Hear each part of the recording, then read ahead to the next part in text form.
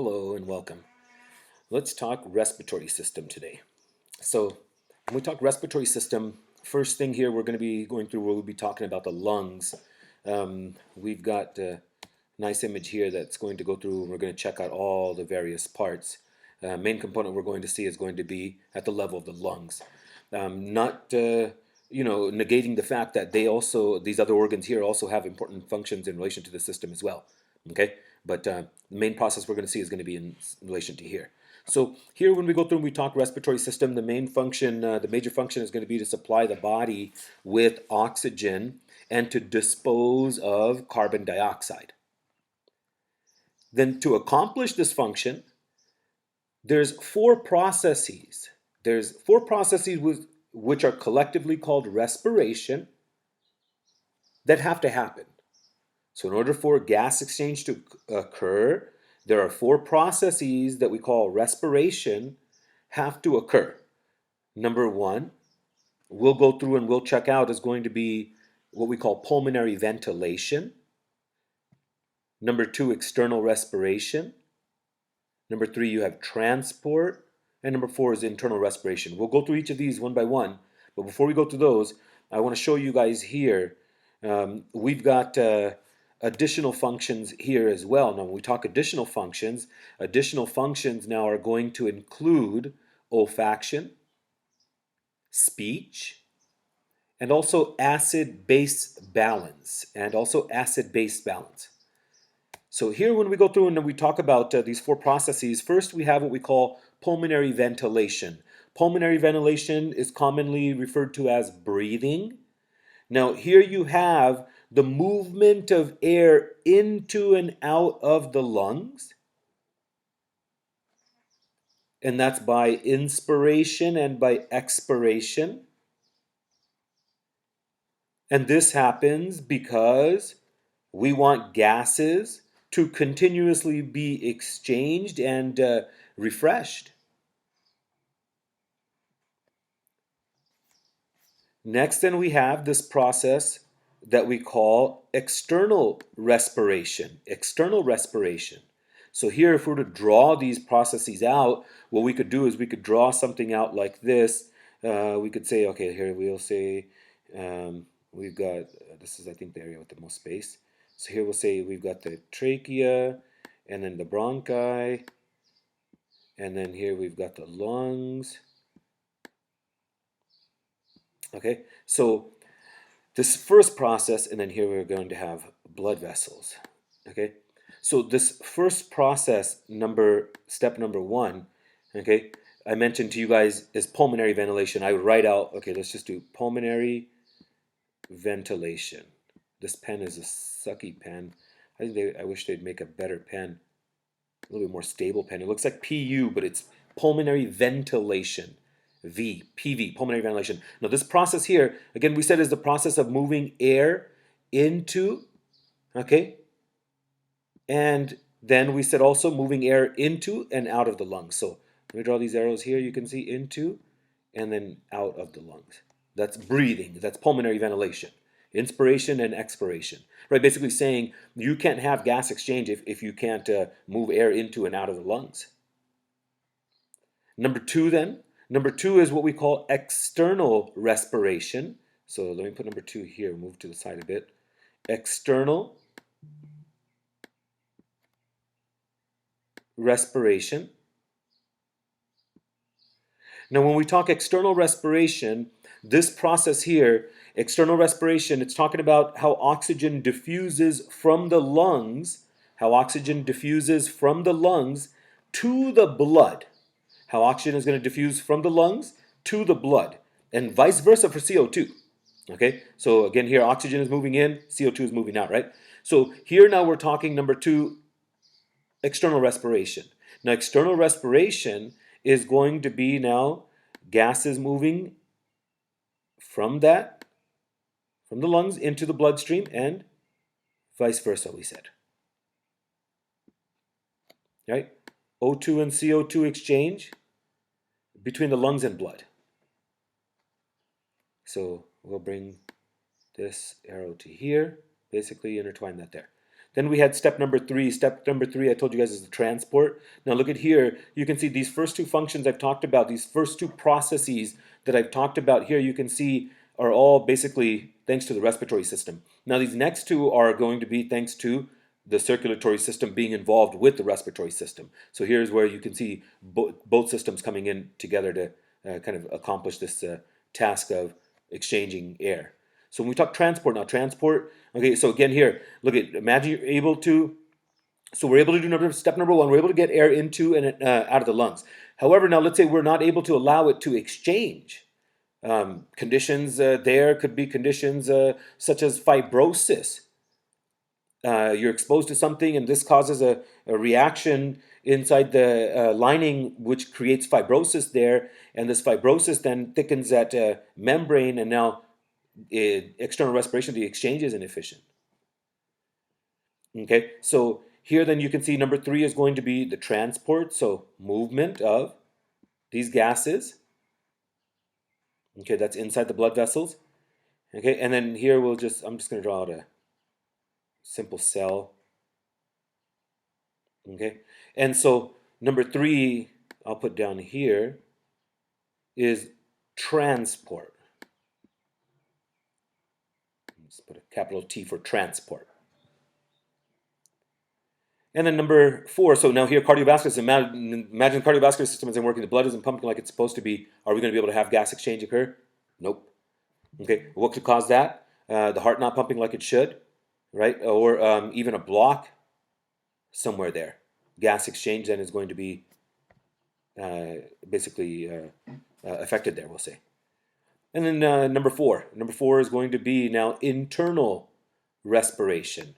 Internal respiration.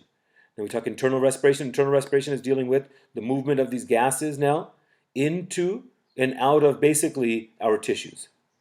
The exchange at the level of the tissue now, the blood and the tissues. Internal respiration. Internal respiration. The movement of oxygen from blood to the tissue cells and vice versa for CO2.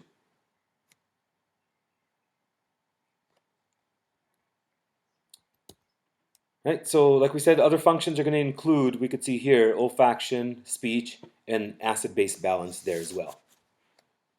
Now when we go through the functional anatomy of this respiratory system, you can see the respiratory system is going to start with the nose.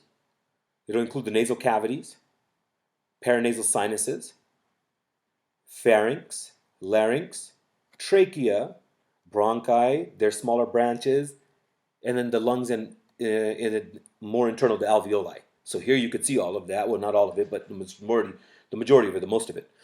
Nose, right? External nose, internal nose, nasal cavity, pharynx, okay, paranasal sinuses, right? We went through all that. Pharynx, larynx, trachea, bronchi, and then the smaller branches. As we progress through, I'll show you some pictures in there, really nice pictures, right? All the way to the alveoli, and then here you've got the actual lungs. So that's what you have there. So it includes all these different components. Larynx, here we could focus on in greater detail. Then we can appreciate that in greater detail. Now we talk about the larynx. Now we go through and we talk about the larynx you'll see is going to be now made up of. So here we could go through the larynx and the various components of the larynx. So we have the nose, we said, nasal cavity, the pharynx. The pharynx itself gets divided up into three different parts, if you recall from anatomy there as well. You had the nasopharynx, the oropharynx, and the laryngopharynx. So here you can see now when we talk nasal cavity and the paranasal sinuses, they're going to be there. Well, you've got fimbriae, you've got vibrissae inside the nasal cavity as well, tiny hairs, and they're going to be there to help filter coarse particles. And then here you can see you've got these meatuses, and then you've got superior, middle, and inferior nasal conchae, and they've got these meatuses underneath them, and that helps to create turbulence, and the sinuses are going to help to humidify and warm basically all of this incoming air. So you can see all these different components also have important functions there as well.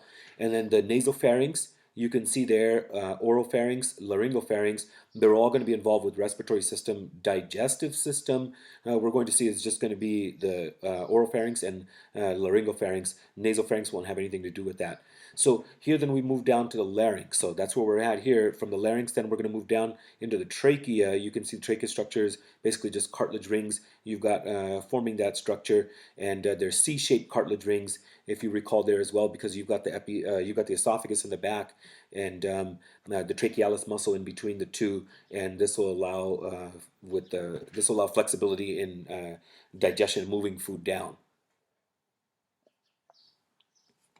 So here then we've got the primary bronchi. So the first divisions, the first division we can see of the trachea, and we'll go through and we'll look at that in greater detail. So let's start with the larynx. Larynx, you can see perched on top of the larynx is the hyoid bone.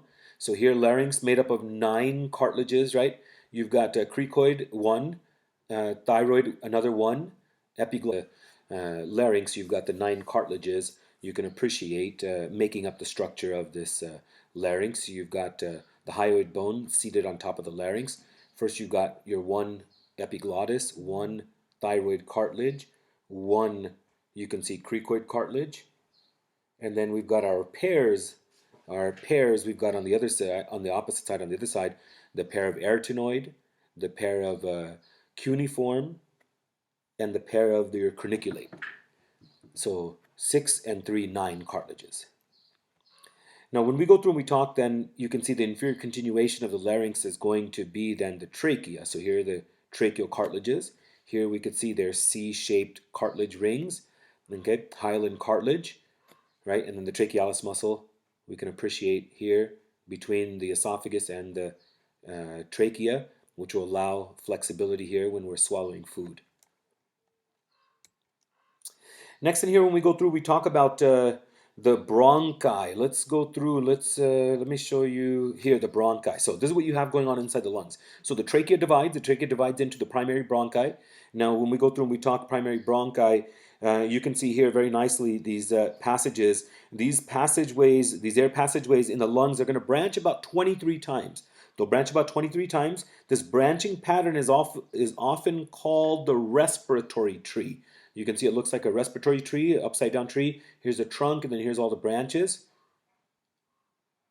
And these passageways are going to be, all these passageways, so when we start from up here, all the way down to the inside, all these passageways, starting from out here and moving all the way to the inside here, all these passageways, now they're going to get divided up into 2 different zones. We'll see, we'll have what we call the conducting zone and what we have known as the respiratory zone. So we'll go through and we'll check both of those zones out there as well. So here's a nice picture, and then here I have another picture taking us all the way down to the level of the alveoli. We're going to go all the way down to there, and we're going to see everything that's happening there. Here. I thought I had a nice picture of the... There we go. I like these 2 pictures. Look at the branching pattern there. Same thing here, you can see the branching pattern all the way down. Looks like a tree in fall. No leaves. It's the best time to trim them if you need. Okay, so let's go through all the different parts. Let's go through and let's talk about dividing them up into different zones. So here, let's go back to this picture right in here. And now here we can see, first we have what we call the conducting zone. The conducting zone structures, you'll see we'll have the right and the left main primary bronchi, the right and the left main primary bronchi that are formed from the trachea at the level of T7, thoracic vertebra number 7. Now once inside the lungs, each bronchus subdivides into lobar or secondary bronchi. You can see that there very nicely. Into lobar or secondary bronchi. The lobar bronchi branch into the segmental. They move further into the lungs and they branch into the segmental, kind of like arteries. And they get smaller and smaller. You can see these passageways. So there, the lobar bronchi are going to branch into then the segmental or tertiary branches, or the bronchi, tertiary bronchi, segmental bronchi. They'll then move further in and they're going to divide repeatedly into smaller and smaller bronchi, leading to the terminal bronchioles. leading to the terminal bronchioles. Here we can appreciate now the terminal bronchioles. Next, then, we'll pick up with what we call the respiratory zone structures. So conducting zone, its function is to conduct, like the name says, it conducts gas to the exchange sites. So it include all other respiratory, basically structures except for except for what we're going to talk now, the respiratory zone structures. So here, and what does it do? It's cleaning, warming, and humidifying this air, as we mentioned. The diaphragm and other respiratory muscles are going to promote ventilation, right? Diaphragm we're going to see, and intercostal muscles, more specifically speaking, and even there we'll see which one. So conducting zone, trachea, moving all the way through, okay, all the way down to the terminal bronchioles, we said. Terminal bronchioles now, they're small, these passageways. They're smallest passageways we're going to see in the conducting zone, and they're less than 0.5 millimeters in diameter. That's small. They're that small. So here then, we can see we're going to move into from the conducting zone. So here you can go through, you can see from the bronchi to the bronchioles, structural changes are going to take place. Okay, and here you can see those structural changes that are taking place, and not only in the sides, but also inside the mucosa as well, you can see. Now, respiratory zones. Respiratory zone begins as the terminal bronchioles. So when we talk respiratory zone, begins as the terminal bronchioles become, or they feed into the respiratory bronchioles. So when you have that transition taking place, that's where then you have your respiratory zone beginning. So respiratory zone structures are going to begin as the terminal bronchioles become or feed into the respiratory bronchioles. Now, protruding from these bronchioles are alveoli. Protruding from these bronchioles then are going to be alveoli. And covering these bronchioles, bronchi, and alveolar ducts is going to be smooth muscle. You can see that there very nicely. So here's the alveoli protruding from the respiratory bronchioles. The 300 million or so gas-filled alveoli in the lungs are going to account for most of our lung volume and provide a tremendous surface area for gas exchange.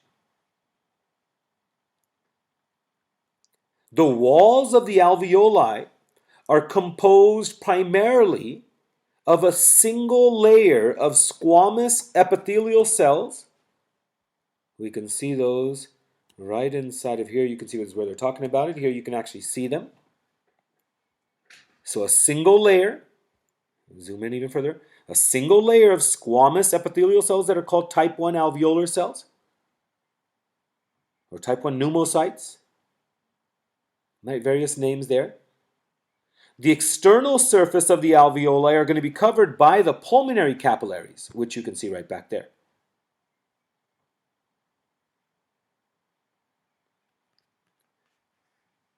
The capillary and alveolar walls and their fused basement membrane you see right inside of here are going to form for us what we call the respiratory membrane. The respiratory membrane. It's known as a blood-air membrane. A blood-air membrane. It has air flowing on one side and blood on the other. Now, gas exchange occurs rapidly and readily thanks to simple diffusion, as we've talked about in the beginning of the semester. Gas exchange occurs readily by simple diffusion across the respiratory membrane. Oxygen is going to pass from the alveolus into the blood, and CO₂ is going to leave the blood to enter into the alveolus, right? Because of concentration differences, as we discussed. Now you can see here, scattered amongst the type 1 cells, okay, which form the major part of the alveolar walls, are going to be then cuboidal type 2 alveolar cells. Cuboidal to squamous type 2 alveolar cells. Now, these two type 2 alveolar cells are going to be important as well because they're going to secrete a fluid. They're going to secrete a fluid-containing substance, which is called surfactant. Surfactant. Surfactant is going to help coat. Surfactant is going to coat the alveolar surface. And surfactant helps to decrease the surface tension inside the alveolus, preventing the lung from collapsing. So babies usually born before 24 weeks of age require respiratory assistance basically there versus babies that are born after that because of the surfactant production, because it happens usually around 24 weeks of age is when surfactant starts to get produced. So here you can see simple squamous epithelial cell, basically the type 1 cells. And you've got the fused basement membrane, the epithelial cell, right? The epithelial cells you learned in anatomy are going to receive support. And you've got that basement membrane there providing the support.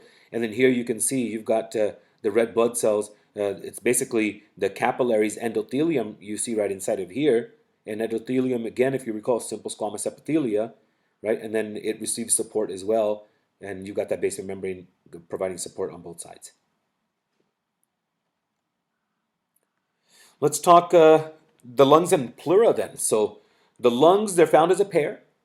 They occupy the entire thoracic cavity except the mediastinum. And each lung is surrounded by pleura. Each lung, you'll see, is going to be surrounded by pleura. So here we can actually go through, we can see the position of the lungs occupying the entire thoracic cavity except for the mediastinum, which is occupied then by, you can see these organs right inside of here. So there you can appreciate the lungs. Here we have an apex to the lungs. The apex of the lungs is going to be found just deep to the clavicle. The inferior surface, known as the base of the lungs, rests on the diaphragm. So when you want to auscultate the lungs, those you have your stethoscopes, you're able to auscultate your partner or whoever may be there, even your animals, you can listen to their lungs. So here with us, you've got the clavicle right in here. So if you want to listen to the apices, then you're going to place your stethoscope above the clavicle right inside of there to be able to listen to the apices. And when you listen to the lungs, you got to go side to side. Okay, because you want to compare the apex with the apex. You don't want to go and compare and listen up here and then go listen down here and then listen up here and come over here. No, you want to compare apples to apples. So the left lung, we can see, the left lung is going to be divided into 2 lobes. The right lung is divided into 3 lobes. Lung tissue is mostly elastic connective tissue. The lungs themselves, you probably recall from anatomy, you're able to see they're soft, spongy, elastic organs. Now when we go through and we talk about the blood supply, we'll see here, when we talk about the blood supply, the lungs are going to be perfused by 2 circulations. The pulmonary circulation, which we saw here, right? And then we've got also the bronchial circulation, which is going to then service, you can see the rest of basically the components there. The pulmonary circulation contains systemic venous blood, right? If you recall, it contains systemic venous blood that is to be oxygenated in the lungs. And also, that's going to happen via the pulmonary arteries. And it gets returned then to the heart via the pulmonary veins. The bronchial circulation operates via the bronchial arteries to provide oxygenated systemic blood to, you could see, lung tissue and the rest of basically these organs of the respiratory system. Now, innervation to the lungs is accomplished via the sympathetic and parasympathetic motor fibers.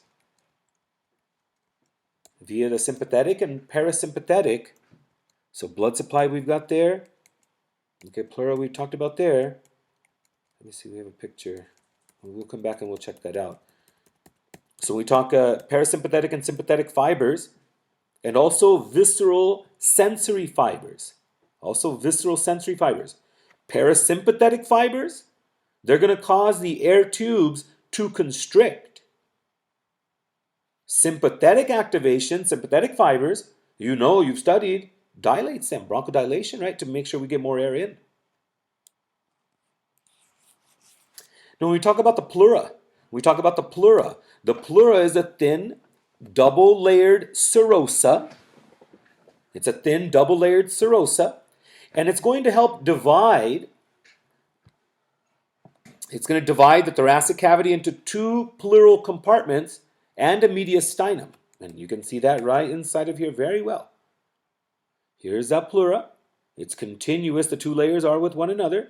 You can see you have what we call first the parietal pleura. It's continuous with the visceral pleura. You can see there. Okay, so again, it divides the cavity up into the two compartments you can see there. Parietal pleura is on the thoracic wall and also the superior face of the diaphragm, around the heart and between the lungs. Visceral is on the external surface of the lungs. Now between the two, you have your pleural cavity. That's a slit-like space. And it's filled with pleural fluid, and there's a lubrication type fluid, and it's going to help prevent friction. It decreases friction there. And it's going to assist with that expansion and recoiling. Because if the two pleura are rubbing up against each other, it's going to create heat, and that can lead to damage inside of there. And pleura is going to be important because what's going to happen is when we breathe in, our cavity basically gets pulled out thanks to the muscles, and then the pleura is getting pulled on as well, because if you look here, the pleura is right on the cavity. Right, so that gets pulled, and when that gets pulled, that's going to pull onto this lung, helping to get air then into the lungs. But we'll look at that when we get into further mechanisms of breathing.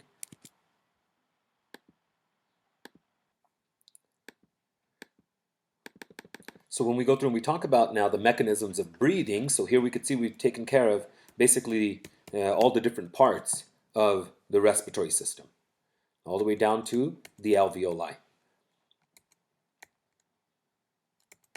So here when we get into the mechanisms of breathing, okay, some nice pictures there. Pulmonary circulation we talked about there, and then bronchial arteries we've got there. Pleura we talked about there as well, and there you can see it very nicely.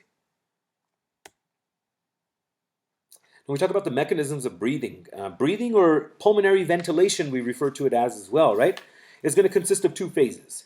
Inspiration, which is the period when air flows into the lungs, and expiration, the period when gases exit the lungs.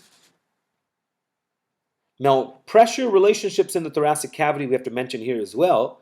Here, first understand the respiratory pressures are always described relative to atmospheric pressure, which is the pressure that's exerted by the air or the gas. When we go through and we talk breathing, it consists of two phases. Inspiration, which is the period when air flows into the lungs, and expiration, the period when gases exit the lungs. So first understand, respiratory pressures are always described relative to atmospheric pressure, which is the pressure exerted by the air, by the gases, right, by the air surrounding the body. It's the pressure caused by the weight of the atmosphere. Now at sea level, atmospheric pressure is equal to 760 millimeters of mercury. It equals to 1 atmosphere. Now we will look at the pressure relationships that are normally going to be found existing in the thoracic cavity. So here we can see we have first what we call intrapulmonary pressure or intra-alveolar pressure, it's also known as, and it's abbreviated as capital P and a lowercase pul. Now it's the pressure in the alveoli. It changes with the phases of breathing, so it fluctuates with breathing, but always equalizes with atmospheric pressure.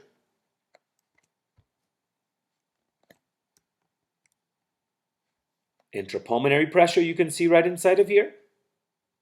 And the second pressure is intrapleural pressure.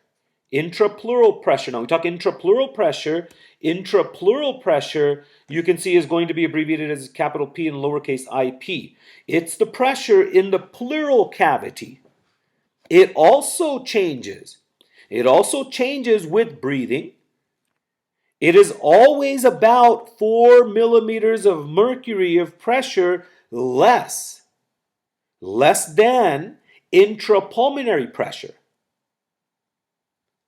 Intrapleural pressure is always negative, less than, relative, or in relation to intrapulmonary pressure.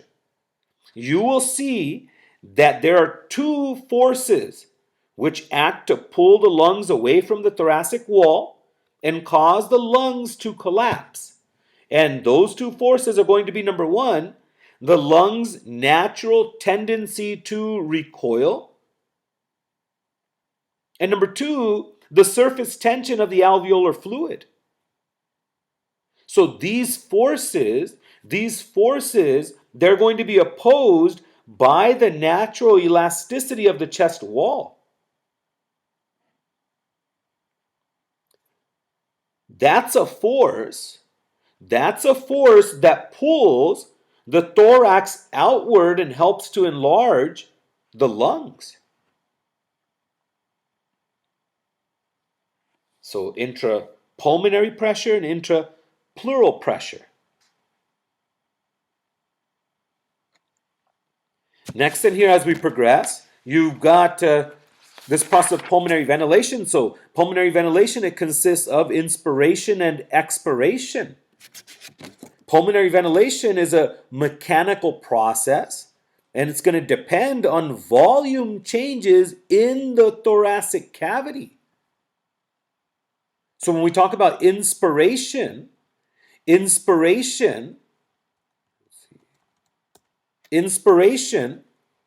can be quiet. Inspiration can be deep. And inspiration can also be forced. Inspiration is when the thoracic dimensions increase. When air makes its way, gases make their way into the lungs. The thoracic dimensions increase. The lungs are stretched, and the intrapulmonary volume increases. Now, during this phase, the inspiratory muscles are activated, and the inspiratory muscles that are activated are going to include the diaphragm, number one, and number two, the external intercostal muscles. The external intercostal muscles, they lift the rib cage and pull the sternum superiorly, expanding the lungs. Expiration, quiet expiration, is a passive process where the thoracic and intrapulmonary volumes decrease, and the volume decrease compresses the alveoli. So expiration is the process where the thoracic and intrapulmonary volumes are going to decrease, and this volume decrease compresses the alveoli. Now we talk forced expiration, then forced expiration is an active process. And it gets, basically this process here gets produced by contracting abdominal wall muscles. That's forced expiration versus quiet or passive expiration. So when this air makes its way in and makes its way out, we have to be able to basically see how much air makes its way in and how much makes its way out to help treat patients who may have certain types of respiratory problems. So when we talk respiratory volumes, we're going to go through and we'll look at respiratory volumes and also pulmonary function tests, PFTs. We would be doing these in class, and in class, we go through, we do different activities. We'll do exercise, and we'll kind of compare that, or we'll compare sometimes smokers versus non-smokers. So we'll do a little, a few different things there, or sometimes even the groups amongst themselves will do things amongst themselves. Now here, when we go through and we talk about respiratory volumes, there are four of interest: tidal volume, tidal volume, this is about 500 milliliters of air, which moves into and then out of the lungs with each breath, with each passive breath. Number 2 is IRV, inspiratory reserve volume. Inspiratory reserve volume is going to be the amount of air that can be inspired forcibly beyond tidal volume. So we've got these all here. Let's actually go to the graph. Here, let's go to this one here. Here you can actually see now all of these different volumes that we're depicting. So number 1 you can see here is tidal volume. Okay, so tidal volume is about 500 milliliters of air. So you can see here tidal volume is going. Basically here you can see air coming in and then air making its way out. Right, so just normal passive breathing. So it's about 500 milliliters of air. Now when we talk inspiratory reserve volume, this is the volume of air that can be inspired after or beyond tidal volume. So you breathe, tidal volume, right? So here you can have something like this. I'll try to mimic this. I do this in class as well. So here we go. In and then out. In and out. In. This is all tidal volume. Out. In. Now I'm going to keep going in. So that I went beyond this tidal volume. Now that is what we call inspiratory reserve volume. And we talk expiratory reserve volume, ERV, expiratory reserve volume is the volume, or is the amount of air that can be evacuated from the lungs. It's the amount of air that can be evacuated from the lungs after a tidal expiration. After a tidal expiration. So it's something like this now. Let me go back to normal passive breathing. Okay, so in, out. In, out. Now out, I'm going to keep going out.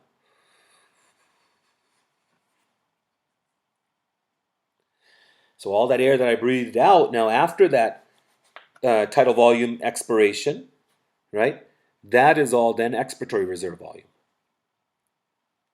So you can see here, I didn't completely take all the air out of my lungs, right, because what we have there is still residual volume. Residual volume is going to be the amount of air that remains in the lungs even after the most strenuous expiration.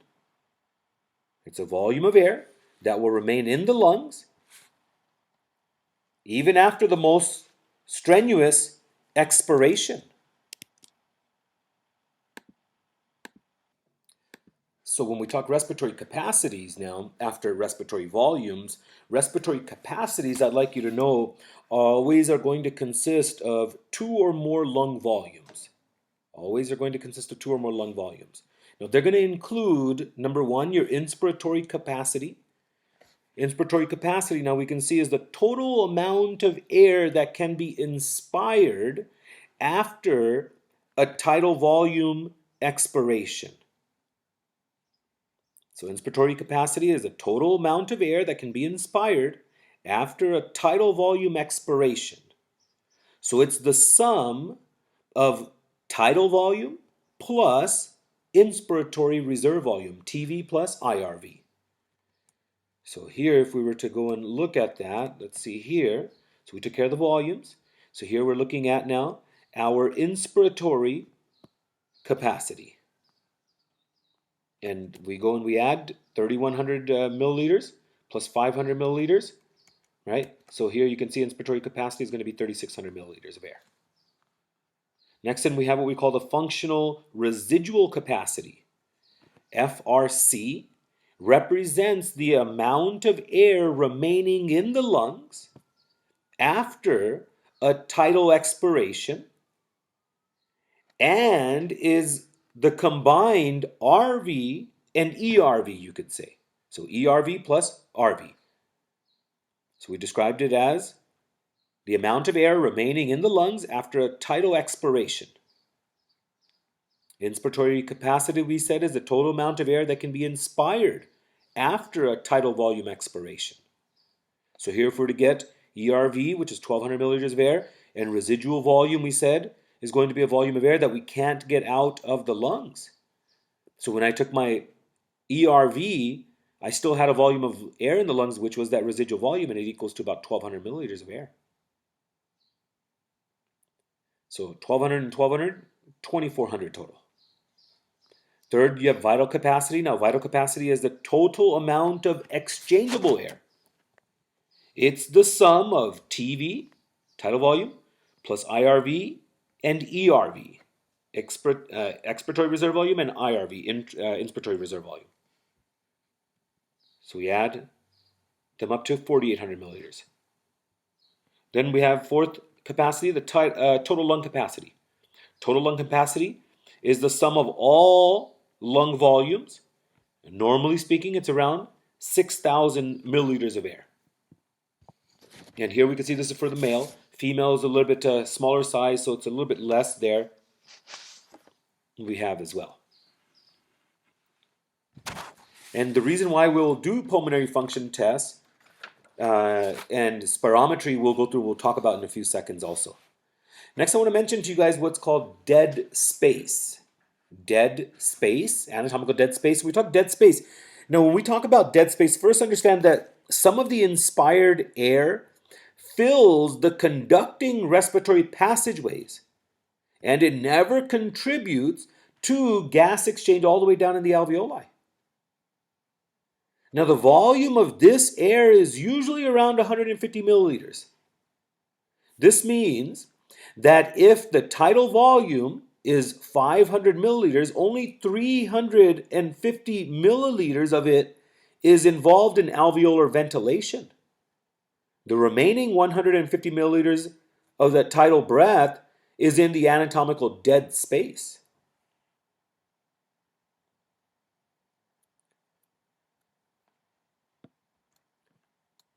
So we talk pulmonary function tests. Spirometer is one pulmonary function test you would do inside the class. You've probably done that in 107 if you took Bio 107 as well.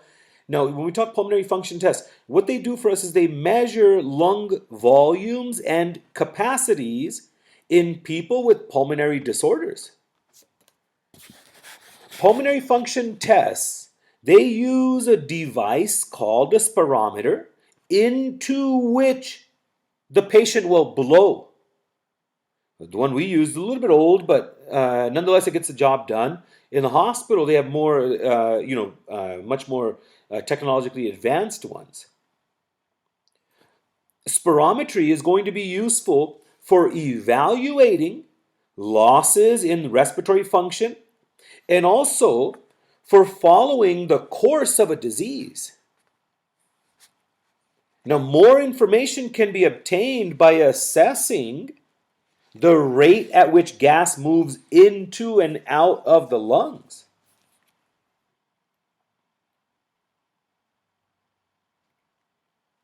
FVC, forced vital capacity.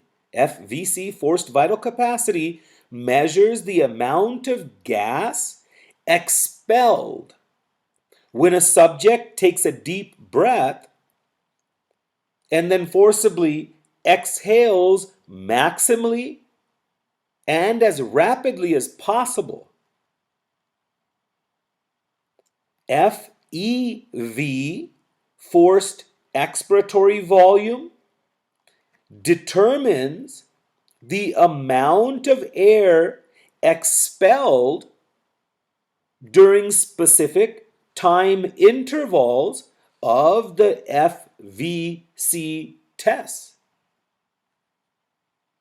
For example, the volume of air, the volume exhaled during the first second is going to be called FEV, FEV1. Now, those individuals with healthy lungs, they can exhale about 80% of the FVC, of that forced Vital capacity within 1 second. Now, those with obstructive pulmonary diseases, such as COPD, emphysema, and even asthma, or restrictive diseases, those patients, those individuals have an altered percentage of what they can exhale in that first second. So it's very important again in determining not only what type of disease we're going to be able to distinguish, but also that the disease is present. Now, spirometry can distinguish between obstructive pulmonary disease and restrictive diseases. Now, the restrictive disorders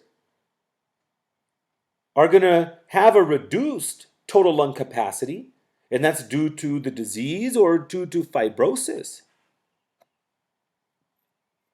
Now, in these individuals, vital capacity, total lung capacity, forced residual capacity, residual volume all decline. In patients with obstructive pulmonary diseases, here they have increased airway resistance. Here, those patients, their total lung capacity can go up, their forced residual capacity can go up, and their residual volume all may increase. So once you figured out whether it's a restrictive or an obstructive disease, then you can go further into seeing which actual disease it is.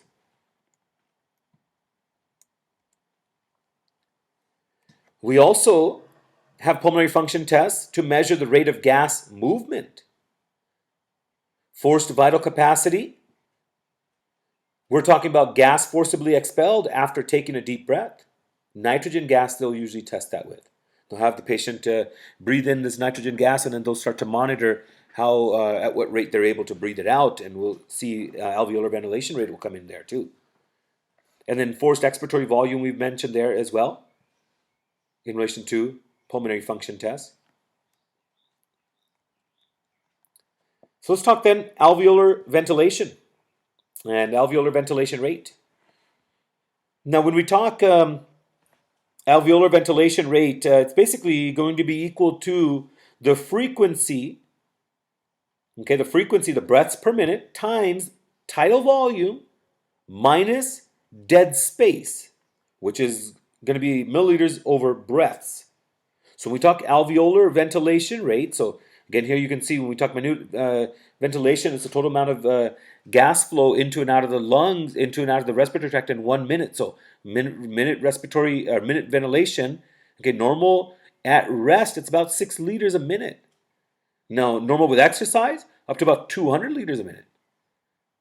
So here we can see when we talk alveolar ventilation rate, it's a good indicator of effective ventilation. So again, alveolar ventilation rate, what's the breathing, breaths, how many times, frequency, we're going to see how many breaths per minute. So AVR is going to be equal to the frequency of breaths per minute times tidal volume minus dead space, as we mentioned. So alveolar ventilation rate is going to be equal to frequency, 12 breaths per minute. Tidal volume, we said, is 500 milliliters of air, right? Dead space, we said, was 150. So it's 350 times 12, right? It's going to be equal to 4,200 milliliters a minute. 4,200 milliliters a minute. Because that dead space, we'll see, is going to remain constant. Now, rapid, shallow breathing decreases alveolar ventilation rate. It decreases alveolar ventilation rate.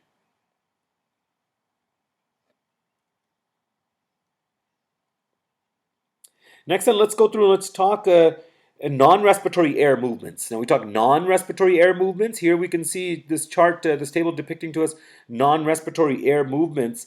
Basically, many processes you can see other than breathing are going to move air into and out of the lungs.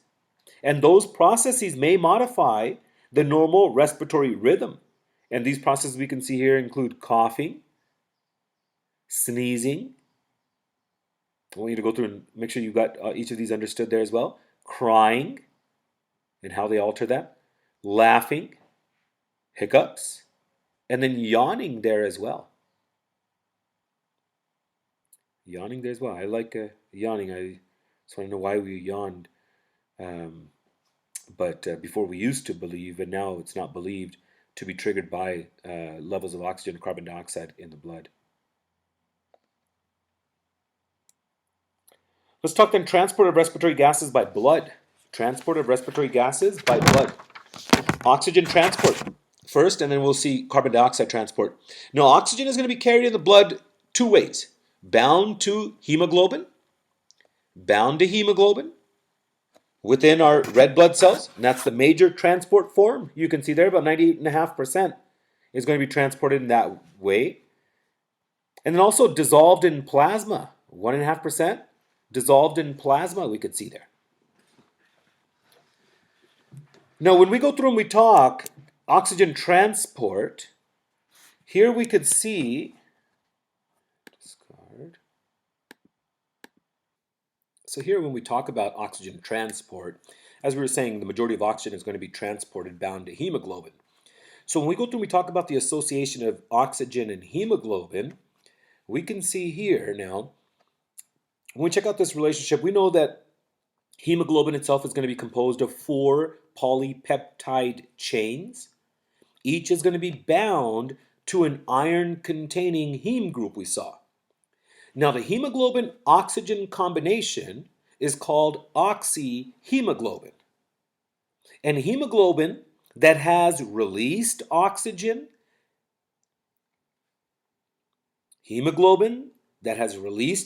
is called reduced hemoglobin, or what we call deoxyhemoglobin. So here in the lungs you can see oxygen loading will take place. And then here we can see we've got oxygen bound to hemoglobin. And we'll check that out with a picture as well here in greater detail. We talk carbon dioxide transport.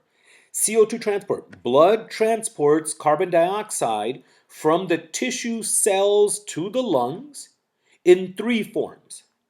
Number 1, you have dissolved in plasma. CO₂ is dissolved in plasma, about 7 to 10%. CO₂ is simply dissolved in plasma and it's transported. Number 2, CO₂ is going to be, you'll see, chemically bound to hemoglobin, around 20%.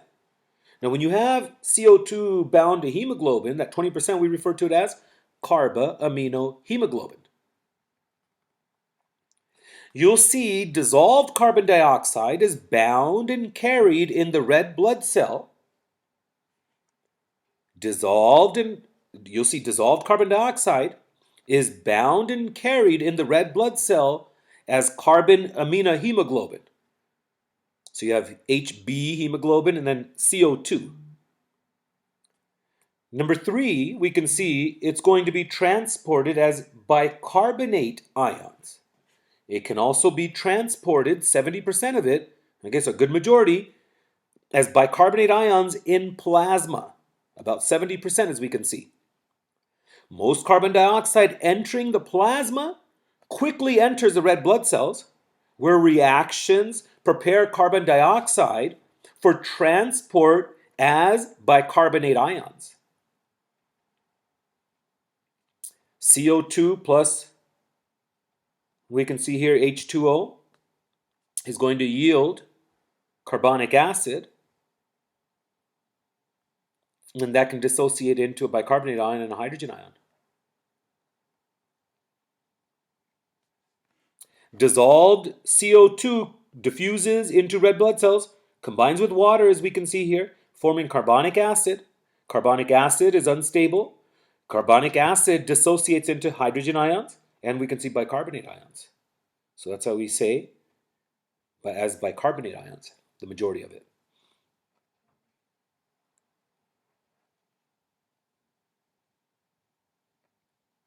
And then we can see here transport and exchange of carbon dioxide, that bicarbonate quickly diffuses from the red blood cells and into the plasma. Now, here what happens is we have a chloride shift that takes place where you have an outrush of bicarbonate ions from the red blood cells, and that gets balanced by chloride ions moving into the red blood cell from the plasma. That's one area where you see that. You see that also in the digestive tract. We'll see that in the next exam.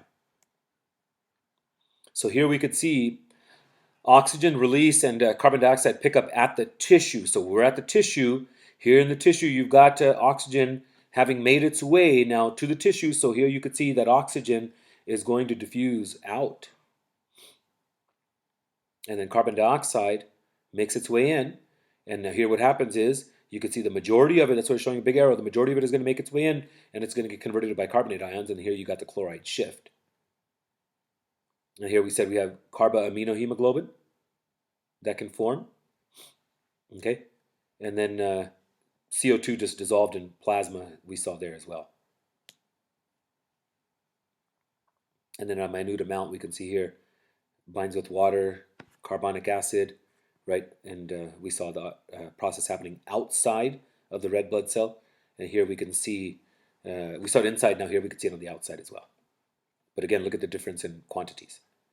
So here now we can see the oxygen pickup and carbon dioxide release in the lungs. So now here you can see oxygen make its way in. When oxygen makes its way in, some of it gets dissolved in plasma, and then the majority of it is going to go in, it's going to bind to hemoglobin.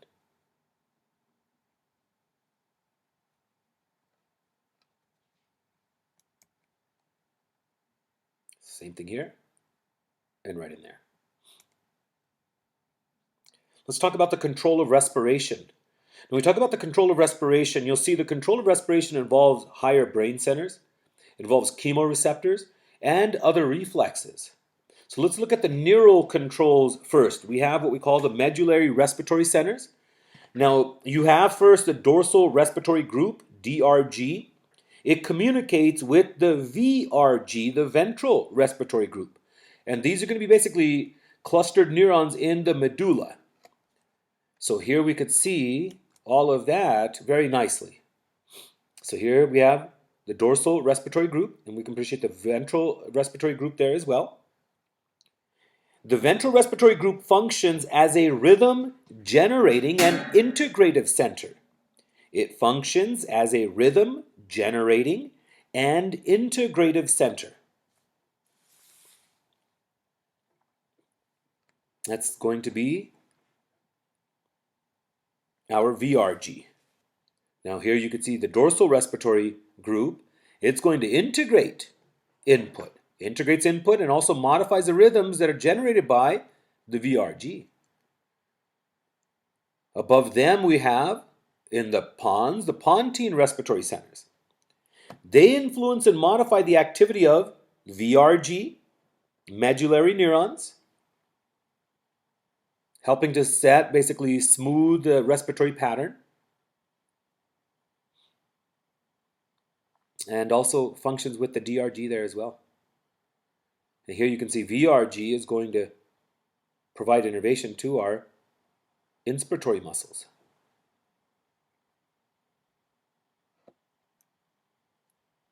Now when we talk Pontine centers, you can see there. Also, when they transmit impulses to the VRG, they modify and fine-tune breathing rhythms during vocalization, during sleep, and also during exercise. So very important.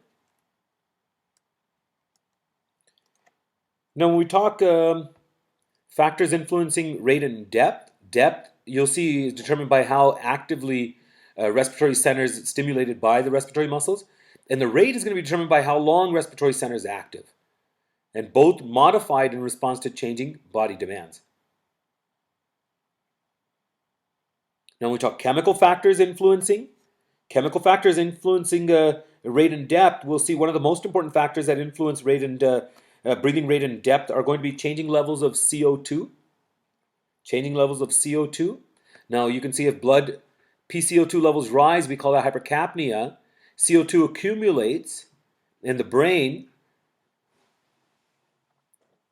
okay, and then eventually, basically, you could see it leads to pH changes.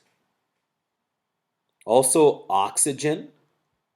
We'll see oxygen is also going to be a very important factor influencing, chemical factor influencing the depth and rate of breathing, as will also be hydrogen ions.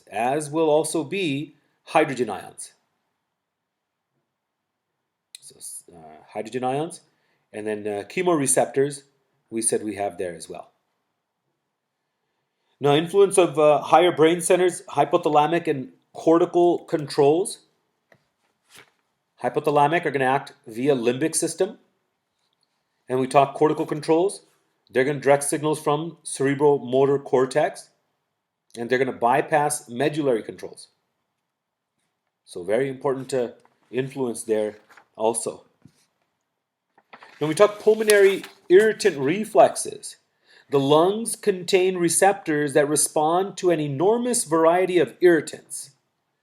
Now, accumulated mucus, inhaled debris such as dust, or even noxious fumes, what they do is they stimulate the receptors in our bronchioles that promote constriction of these air passageways and stimulate a cough in the trachea and then the bronchi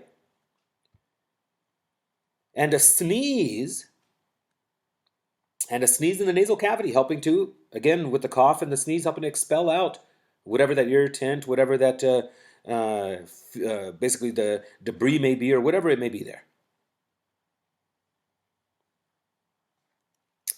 Now here we could see the receptors in the bronchioles are going to respond to the irritants. And this communication with the respiratory centers is via vagal nerve afferents. And they're all going to promote constriction of the air passageways, which is, obviously what's supposed to happen there, but then, this person's not going to be able to breathe.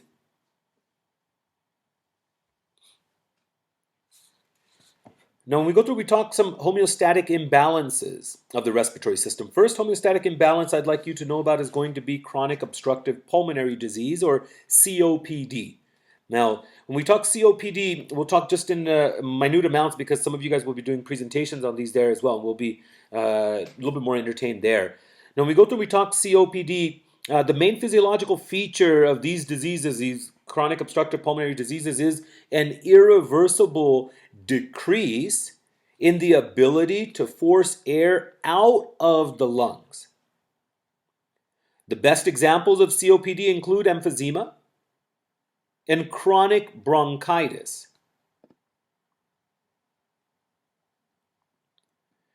Now, common features to patients who have COPD, you'll see about 80% of these patients have a history of smoking, 20% don't, 20% don't. Dyspnea, labored breathing, or they feel like they have air hunger, and then coughing and frequent pulmonary infections. And most even develop respiratory failure, hypoventilation. And then this is accompanied by respiratory acidosis and hypoxemia. Now, when we talk emphysema is permanent enlargement of the alveoli, along with destruction of the alveolar walls.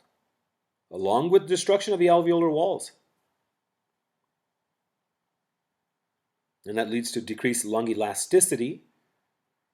So we have decreased lung elasticity. They're going to require their accessory muscles for breathing.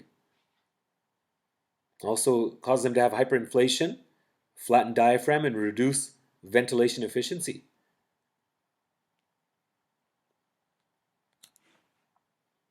And then that's going to lead to damaged pulmonary capillaries and enlarged right ventricle.